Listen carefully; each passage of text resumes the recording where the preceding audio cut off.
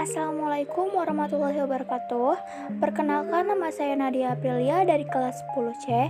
Di sini saya akan mempresentasikan tentang Kingdom Plantae. Pengertian Kingdom Plantae.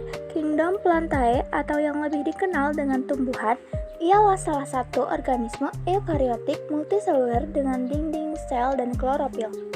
Klorofil adalah zat hijau daun yang berfungsi dalam proses fotosintesis, sehingga tumbuhan mampu membuat makanannya sendiri atau yang dikenal dengan sebutan autotrof. Selanjutnya yaitu ciri Kingdom Plantae. Yang pertama yaitu multiseluler atau mempunyai banyak sel. Yang kedua, autotrof, bisa membuat makanan sendiri. Yang ketiga, eukariotik, merupakan sel yang telah memiliki dua membran inti sel. Yang keempat, terdapat dinding sel yang terbuat dari selulosa. Yang kelima, hidup di daratan yang lembab atau perairan. Dan yang terakhir, dapat menyimpan cadangan dalam bentuk amilum. Selanjutnya ada klasifikasi tumbuhan. Apakah kalian tahu apa saja yang termasuk dalam klasifikasi tumbuhan? Yang pertama yaitu lumut, atau yang dikenal dengan Bryophyta. Tumbuhan lumut adalah sekumpulan tumbuhan kecil yang termasuk dalam Bryophytina. Tumbuhan ini sudah menunjukkan diferensiasi tegas antara organ penyerap hara dan organ fotosintetik, namun belum memiliki akar dan daun sejati. Adapun ciri-ciri lumut, yang pertama memiliki banyak sel dan klorofil. Yang kedua yaitu bisa hidup di tempat teduh, lembab, menempel, dan menempel di daun. Yang ketiga mempunyai akar berupa rhizoid.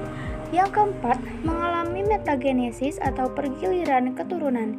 Dan yang terakhir mempunyai sporogonium atau badan penghasil spora. Dia itu suka hidup di tempat lembab seperti ini. Dia sangat bergantung pada air atau disebut polikiohidrik. Dan begitu juga akarnya. Akarnya hanya bisa menyerap air secara terbatas saja. Dia juga bisa membuat makanannya sendiri dengan cara klorofil yang dimilikinya dan dibantu oleh sinar matahari. Proses ini dinamakan dengan fotosintesis. Dan yang kedua yaitu tumbuhan paku atau yang disebut Pteridophyta. Adalah divisi dari Kingdom Plantae yang anggotanya memiliki akar, batang, dan daun sejati, serta memiliki pembuluh pengangkut sehingga disebut juga sebagai tanaman berpembuluh.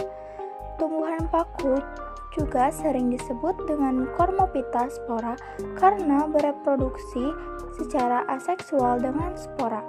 Selanjutnya juga ada ciri-ciri tumbuhan paku. Yang pertama, tubuh utama tumbuhan paku adalah sporopit. Yang kedua, sudah dapat dibedakan akar, batang, dan daunnya. Yang ketiga, memiliki berkas pembuluh angkut berupa xilem dan spolem. Lihatlah, di sana ada akar, batang, dan daun.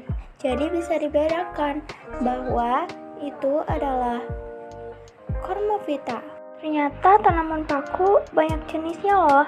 Yang pertama yaitu paku kawat. Dan yang kedua yaitu paku ekor kuda.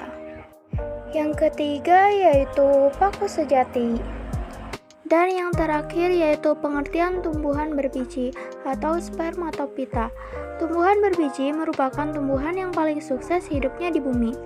Tumbuhan tersebut dapat ditemukan di berbagai habitat tumbuhan berbiji atau spermatophyta, Yunani sperma biji, spiton tumbuhan, merupakan kelompok tumbuhan yang memiliki ciri khas yaitu adanya suatu organ yang berupa biji.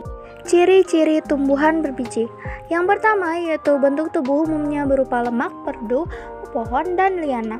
Yang kedua yaitu daun bervariasi baik bentuk dan komposisinya. Yang ketiga berakar tunggang dan berakar serabut.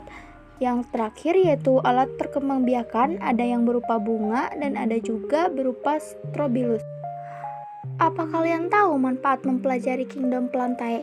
Menurut saya, Kingdom Plantae sangat bermanfaat bagi kehidupan manusia. Mulai dari tumbuhan paku yang bermanfaat sebagai pupuk hijau pada tanaman padi, dapat dijadikan sebagai bahan sayur-sayuran, dapat dijadikan sebagai tanaman hias dan diproses sebagai obat luka. Itu saja yang dapat saya sampaikan. Semoga bermanfaat. Assalamualaikum warahmatullahi wabarakatuh.